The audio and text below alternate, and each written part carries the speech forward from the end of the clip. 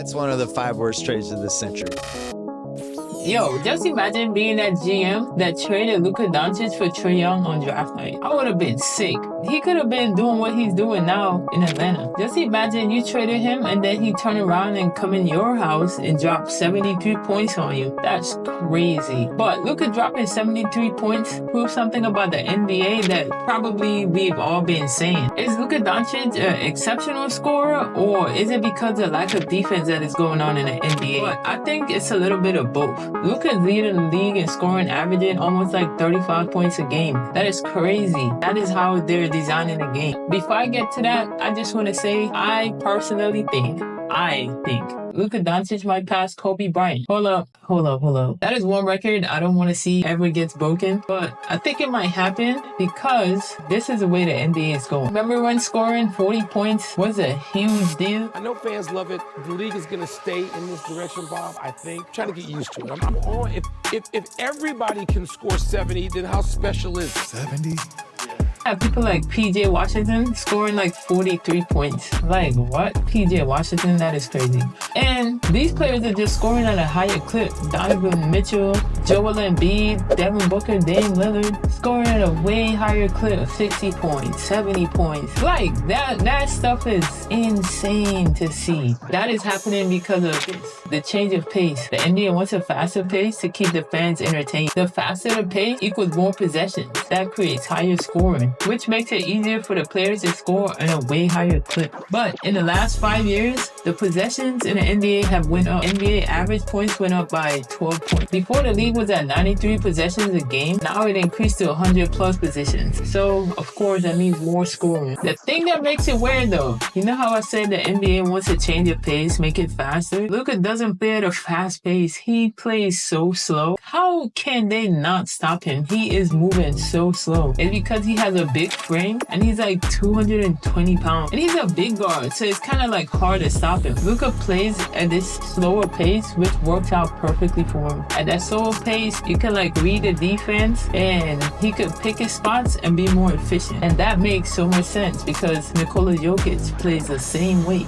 Another reason it's easy to score is because of three-point shot. And everybody knows who started that. Steph Curry. Yes, it's his fault. At the rate that these players are shooting the 3-ball right now, it makes it kind of hard to guard because people like Dame Lillard and Steph Curry is like shooting from damn near half court. Or what's that going to do for your defense is going to make the defense spread. So basically, everybody going to have to be playing one-on-one. So even if they have help defense, if you guarding somebody, you out there on an island by yourself. Because if you help, somebody's going to be open. And that's why Luka made the Atlanta Hawks look like cones. He made it look way too easy. And he said that it wasn't easy. Like I said, you can't really double team him because he got Kyrie Irving on the other wing and he could easily drop 40 on you. Third reason, the players are just way too skillful. I was just saying, you leave somebody open, they can knock down that shot. Bigs, don't matter who it is, they can knock down that shot. So with that being said, everybody, the floor is super spread. Why? Luka has Kyrie and they are a really underrated 1-2 punch. Kyrie could drop 40, Luka could drop 40, that's 80. More than likely in it, scoring on that high clip, they're gonna beat you.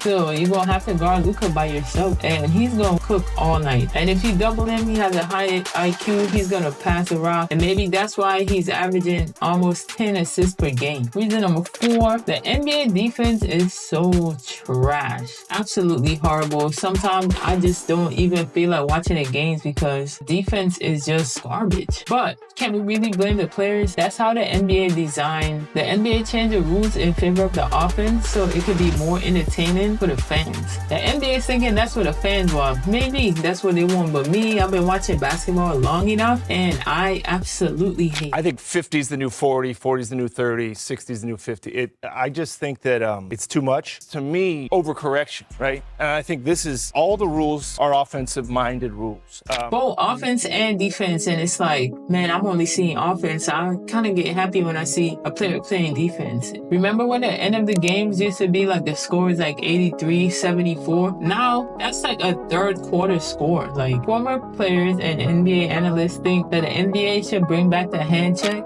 I think with spacing and with talent, I don't think hand checking is going to have that big of a difference. And I don't think that Adam Silver is going to let that happen because it's a money thing and nobody wants to see a drag-out game. That the scoring in the NBA is just way out of hand. I just don't even know how to explain it. I just be like, this is really boring. But that could just be my bias. Even if they had to bring back hand checking, I don't think that would affect Luka Doncic because he already thinks scoring in the NBA is way easier than overseas. And I just think the hand checking just can't stop him. The lack of defense in the NBA is a reason why these players are scoring 60 and 70 so easily is because the NBA doesn't have any defense. The only way that they could probably stop it is to come up with some different defensive strategies. About the defensive 3 seconds, I think that would.